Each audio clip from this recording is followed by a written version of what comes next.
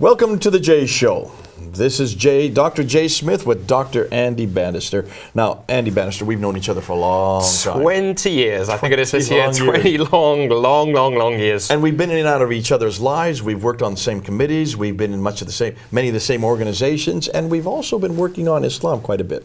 That's right. I think it wasn't long after we first met that you certainly started work on your doctorate that I think has been going on for years and years and years and years. It's just 6 years. He has no idea what I'm talking about. But anyways, this doctorate is only 6 years long. That's all I could permitted.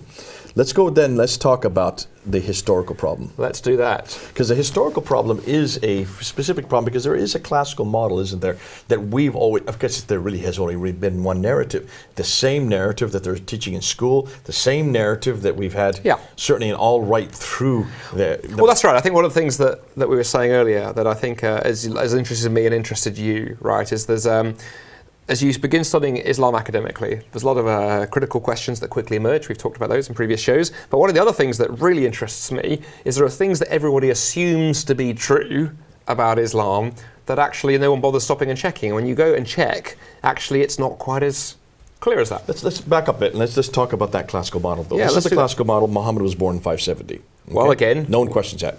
That he started receiving revelations in 610. Again, no one questions that. No one questions that. And from 610 to 622, the first 12 years in Mecca, no one questions that. Again, no one questions that. 621, he goes, he's woken up in the middle of the night to go from Mecca up to Medina on the back of a winged horse, goes up through the seven heavens, and gets the 50 prayers, which he and Moses whittled down to 5 prayers, returns back. So on and so forth. The Miraj, okay? 622, he then moves up to Medina with about 80, maybe 200 followers, and then from 622 to 632, the last 10 years of his life, then things really start getting a lot of impact, enormous amount of all violence. We see all the big raids that he does, about 29 that he involved in. We see the 3 major battles at Battle of Badr, the Battle of Uhud, and the Battle of the Trenches. But this is the classical model. He then dies in 32 AD, and then 632 AD. 632 AD, and then he is taken over by Abu Bakr for 2 years, who dies peacefully. And it's during the time of Abu Bakr that the first recension, we talked about that in the episodes we did earlier. That's right. Umar takes over for about 12 years, 634 to 646. He dies violently, and Uthman is then given power from 646 to 656. He dies violently, and then Ali is taken over from 656 to 661. That is known as the Rashidun period. That's that golden period of Islam. That's correct. That's the period of the rightly guided caliphs. That's the narrative that we've always been told, and that's how Islam began. We were told that the Quran was revealed to the Prophet in Muhammad in that 22-year period, 610 to 632, not written down to the time of Abu Bakr. Even that had to be rewritten again at the time of Uthman. So by the time of Uthman, we have a Quran, we have a Prophet, and we have a place, Mecca, and we also have a story. We have a history. That's really the beginning, as we know it, of a historical Islam. Now, Muslims would always say that everybody was a Muslim. Abraham was a Muslim. Exactly. Adam and Eve were Muslims. Jesus was a Muslim. That's not what we're going to talk about. We're talking about the narrative as what does the history say? Let's start with Mecca real quickly. Yes. How many times is Mecca referred to in the Quran? From memory, it's just the once, right? Surah 48, Ayah 24. Lots of references to a holy city and place of prayer and the place of the Prophet. And the place of the Prophet. Lots of references to the Prophet. In terms of the name, just the once. How many times? Just the once. Well, the name of the Prophet himself. Oh, Muhammad, sorry. I thought it was, Yeah, 4 times for Muhammad, but for Mecca, Surah just 3, Surah 33, Surah 47, and Surah 48. Those are the 4 references we have to the Prophet Muhammad. That's it. In the earlier episodes, we were talking about the formulaic material and how the stuff gets repeated. You have reference after reference, 7 different stories of Iblis and Adam. Even Iblis is spoken of more than Muhammad. Well, many of the prophets in the Quran are spoken of more than Muhammad. So Jesus, Jesus, over 90 times. Abraham, let's go. Seems to suggest maybe he's even more important than Muhammad. But certainly, let's come back to this idea of the historicity. So what we're looking for are places, names, events, and dates. Those are the 4 areas we're looking for. And so one of the problems we have with the Quran straight away, as you just identified there, 2 of the major pieces for early Islam we've got problems with. Muhammad only mentioned 4 times, but there's no names, there's no dates, there's nothing that really roots the Quran. Mecca only mentioned once. Mecca only mentioned the once there, which, given its alleged importance in early Islam, is at the very least a mystery. Huge importance. If Abraham was there to rebuild the Kaaba. Well, here's the thing. You come along and you read the Quran, and I think if you were to read the Quran and not have the background information that we have from the Bible, the Old Testament, the New Testament, you'd have no way of knowing where these places were, what was going on at all, really. But on Meccan trade and the rise of Islam, has she been discredited on that book? Good question. Let's come back to Kroner. Let's talk about Gibson. So I confess, I put Gibson in that category. I thought, oh, here we go again, and to go. But I thought the friend who sent it to me, I thought, good friend, I at least need to do the justice of reading this so I can say, well, interesting, but could be, which is where I put Kroner. Kroner to me falls into the interesting but could be category. After about 2 months of kind of reading Gibson's book on and off and working my way through it, I came to the rather embarrassing conclusion at the end that I think I 80% agree with him. I've got my academic hat on now. Academics never 100% agree with anything. He's pretty much convinced me. I've still got 1 or 2 questions. Dan Gibson is not an academic. He doesn't have a doctorate behind his No, name. so let's give a bit of background to Dan. Dan has lived and worked in the Middle East for decades. 1979 all the way through. So he knows so about 25 years. He knows the culture. He knows the languages. Lived amongst them. Lived amongst the Bedouin. Traveled to every place he investigated. He physically was in these places. He's done the groundwork. He's an archaeologist. But let's, in a sense, though, walk through my journey, because I think it's helpful for people. Because when you hear a claim like Islam actually began in Petra, the natural reaction is to go, that's so ridiculous that it can't possibly be true. I mean, if I'm thinking particularly for Muslims watching this, going, seriously? I mean, what? Andy and Jay, what have you been drinking? What's been in your coffee at lunchtime? Diet Coke, sorry. Actually, a Diet Coke and I had tea, so the answer is nothing. So let me tell you how he won me over. The first few chapters in Quranic geography, Dan asked a question. That's a really good question that I never encountered someone ask before. He said, well, let's take the Quran and let's look at the geographical references. Let's look at the places that are mentioned. Particularly 65 of these. Yeah, and particularly some of the tribes that are mentioned. The people of Ad, the people of Talmud, the people of Midian. Talmud. And the people of Midian, who feature quite heavily those previous civilizations. In fact, the Quran talks about those as previous civilizations that had experienced the judgment of Allah for. Ad is referred to 23 times. This would be the biblical Uz. Well, Talmud is referred to 24 times. Exactly. Midian is referred to 7 times. But here's the interesting thing. The interesting thing about all of those place names, all of those peoples that are mentioned so frequently in the Quran, they're all up in the north. Before we get to that, we know where they are. It's more than that, because this prophet, whose name is who we dare not name, this prophet, who he seems to whoever the writer of the Quran seems to keep forgetting, has contact with these people from Talmud almost on a daily basis. He's talking to them. He's engaging with them. Well, it's not so much that, Jay. It seems to suggest that he's very close to them. Well, that's my point being. He seems to suggest he's very close to them. And on top of that, the remnants of their great civilizations seem to be all around. Because Muhammad in his preaching, and there are verse passages in the Quran that seem to imply... Or this prophet in his preaching. I'm going to keep hanging on that. Okay, hanging on that. The prophet in his preaching seems to be sort of saying, look at these ruins, look at these former, signs of this great civilization that's there no longer. If you don't follow Islam, if you don't worship Allah, the same could happen to you. So in other words, he seems to know these people, he seems to be in contact with these people, and clearly he seems to be living in the middle of where was their centre of power. This is where the problem begins. This place that he's living in has a stream going through it, has a parallel stream, has clay, loam. Okay. Do you want to get into this? Because let's come to that in a moment. I think separate those questions out. So before we do that, I'd like to put a map up, and we're going to put a map up on the screen as to where these places are. Exactly. So that's the first thing to begin with. Where is it? Take a look at it. They should be right out of Mecca. They should be surrounding where this prophet lives. If Muhammad is the man, and if he's down in Mecca, take a look at the map and see where they are. Where are they, Andy? They're all up in the north. About 600 miles. Way in the north from Mecca. Okay, so that's problem number 1. Problem number 2 is what you began leading us into there, Jay. There are descriptions of, let's rather than call it Mecca, let's call it the Holy City. There are descriptions of the Holy City that we see. The Quran has some allusions to this, but also when we begin reading early Islamic literature, like the Hadith and the Sirah and so forth, we read, as you said, the Holy City has a river running through it. It has agriculture going on. There are vineyards and fruit trees. There's loam. It has olive trees. Has olive trees. Wait a minute. Stop and think that through. Yeah. Are there any olive trees outside of the Mediterranean? This is the problem we get to. Not merely is there that question to go, none of those features match Mecca. There's not olive trees and viniculture and agriculture down there in Mecca. There's been limited archaeology done. We've got soil samples and core samples and such things. There's never been, as far as there's no river running through the middle of it, and it goes on and on and on. The descriptions of the Holy City there in the early Muslim sources themselves don't match where the present day Mecca. Seems like we got the wrong man in the wrong place doing the wrong thing at the wrong time. Yeah.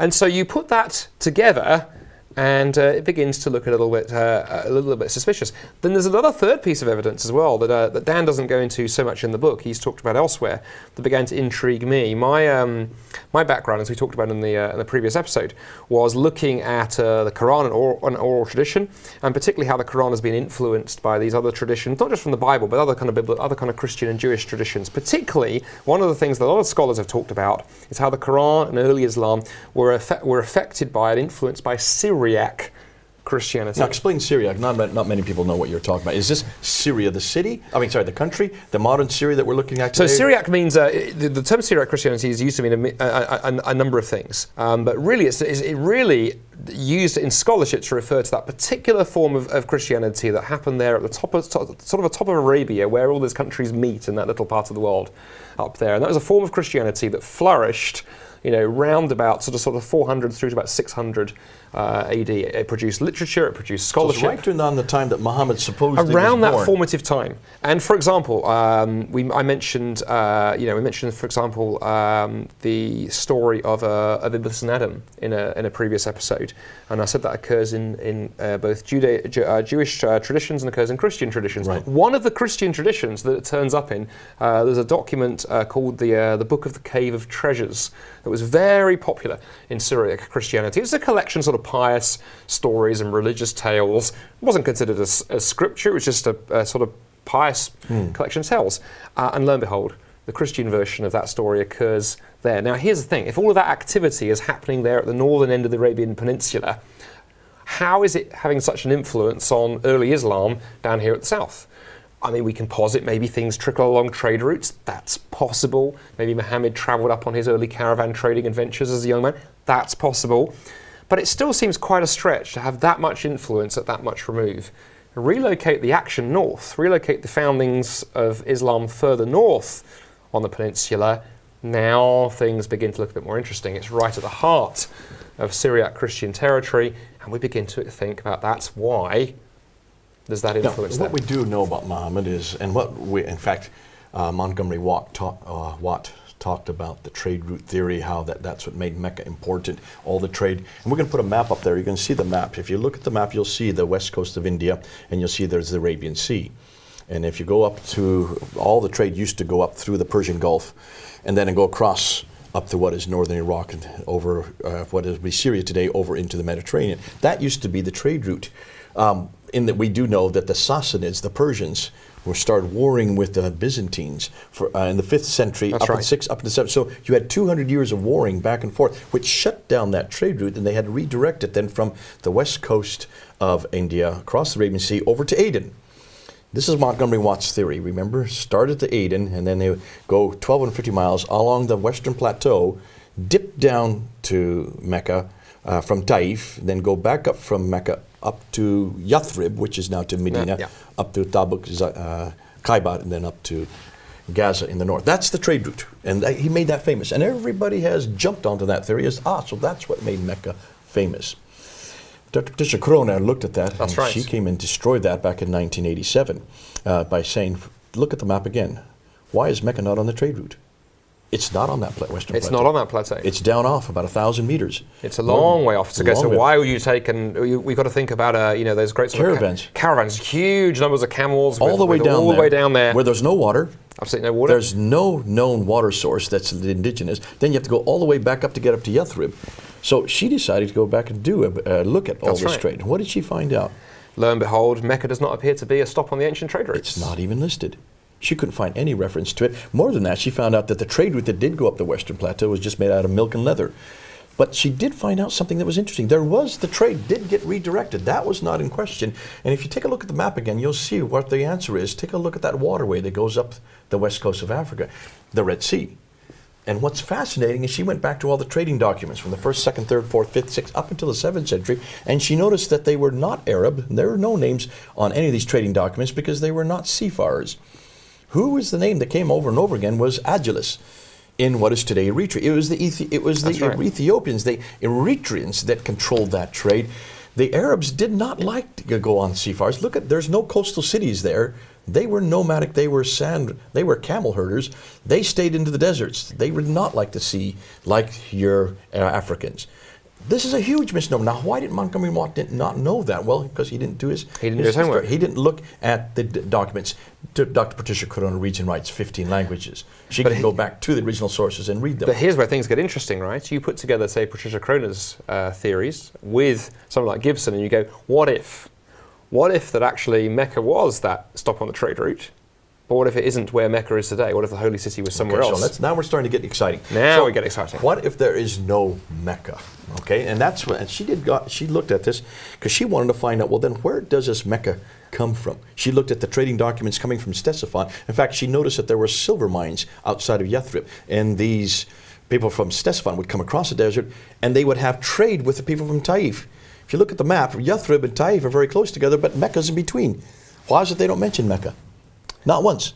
Interesting, isn't it? Fascinating. So she said, this is curious that no one mentions this city, Mecca. Well, it's more curious as well if you bear in mind that on the Islamic narratives, of course, Mecca is the oldest of all cities. It was the city founded by Adam and Eve and then rebuilt by Abraham and his son. It's the mother of all cities.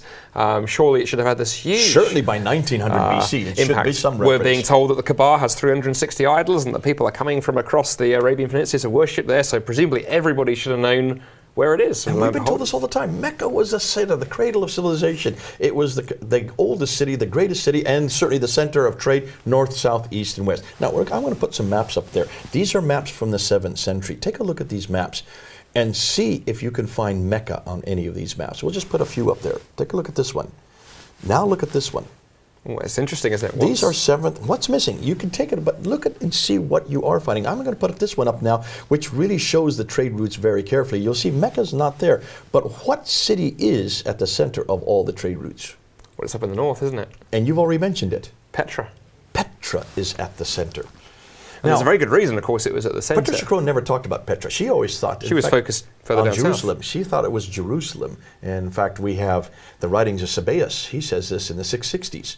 He talks about the fact that the Saracens, these Arabs, are praying towards Jerusalem, towards the east. He's there in Alexandria, and he's referring to these Arabs who are praying towards, he thought was Jerusalem. He was off by 100 miles. Nonetheless, it's fascinating that even when I did my debate way back in my first debate in 2005, using Patricia Crone's material, 1995. 22 years ago with Dr. Jamal Badawi, I assumed it was Jerusalem. And many people have said, you've been incorrect, Jay, and I agree. I am. And now the evidence is shifting. Dan Gibson even says I've been incorrect. Well, let's say a couple of things there, and then we'll come to the. We're going to get to that. We'll get to that because that gets really juicy. But I don't want to get off Mecca yet. No, me neither. And what I was going to say is, I think what's interesting, just to return to Petra for a moment. Of course, Petra. Remember what civilization Petra was built by? The civilization that was their chief city, the Nabateans. And as who are these? And so as we've uncovered more and more information about the Nabateans, they were this incredibly powerful civilization that stretched, that had influence from the 2nd century BC. Yeah, with influence all across the Arabian Peninsula. They were trading up and down to places like. Can you then see why all the trade routes go through? Yeah, Petra. And here's the interesting thing as well, in terms of what really for me cinched some of Dan's thesis, and there's the Kibble information we're going to come to in a moment. I remember a few years ago, before I'd read Dan's book, I'd gone to Petra. I went there I was doing a speaking tour of the Middle East, and I had a couple of days off, and a friend said, hey, would you like to, we'll drive out and we'll go visit Petra. And incredibly impressive. Was this before or after you read this book? Before this. So to me, my first thought walking into Petra is, oh wow, it looks like Indiana Jones and the Last Crusade. Yeah, for those are you following what he said there? There is this famous movie, Indiana Jones and the Last Crusade. It's the opening sequence or is it the last sequence? It's one of the last sequences. When he's coming through that very narrow kind of tract, there's walls on either side, and he comes out and you see a beautiful treasury building. Yeah, that's just incredibly beautiful city. Into the rock. And you can actually Google it. If people watching this, if you've never been to Jordan, just Google Petra, Petra, Petra, and then you'll get all kinds of beautiful images. And I remember when I read Dan's book, casting my mind back to that trip that my wife and I made to Petra, and I remember thinking, oh my. Because not merely is it in the right place in terms of the trading routes, the descriptions fit. It's got a river running through the middle of it. In fact, have you just seen in the last two months, they have now found water wells. They have now found caverns where waters were there in Petra. This is all new, which is, again, more support for what Dan's saying. It had the agriculture. It was an incredibly important, sophisticated city. But here's the other thing. The thing that's amazing about Petra is, of course, it's a ruin. It was ultimately destroyed by earthquakes. But here's the thing. If you are a kind of slightly kind of sort of wild-haired prophetic type, wanting to talk about the way that God has cursed former civilizations and point to the great ruins around you. Well, there are none of those down south in Mecca. You preach that in the marketplace in Petra. My word, examples all around you. Because all of the cliffs in Petra are filled with these beautiful rock buildings. The Nabateans literally carved their buildings into the cliff. These were faces. tombs. These were temples. This is Tombs a and temples. sanctuary place for the Nabateans. Exactly. Amazing. And so it begins to fit the geography. But it gets better still. And we're still going to come to the Qibla stuff in the remaining 8 minutes, which is a huge amount of fun. But the other thing as well that becomes interesting, there are other mysteries this solves. For example, scholars have long puzzled over the fact that when you dig into the Sirah Maghazi literature, that's the biographical information about Muhammad and the battles and the various things that were fought during his career, written in the sort of couple of hundred years after Muhammad's death. It's long puzzled scholars that there are lots and lots of accounts of incidents where, when Muhammad is relocated up to Medina, where the Meccans forces come and attack. And which direction do they attack from? They attack from the north. From the north. No, wait a minute. How does that... Mecca's in the south. Mecca's in the south. And you could literally see examples. Dan shows a couple of examples in his book of later Islamic scholars trying to sort of work out theories that maybe they sort of Meccans kind of marched their way around to sort of surprise them because they weren't expecting that direction.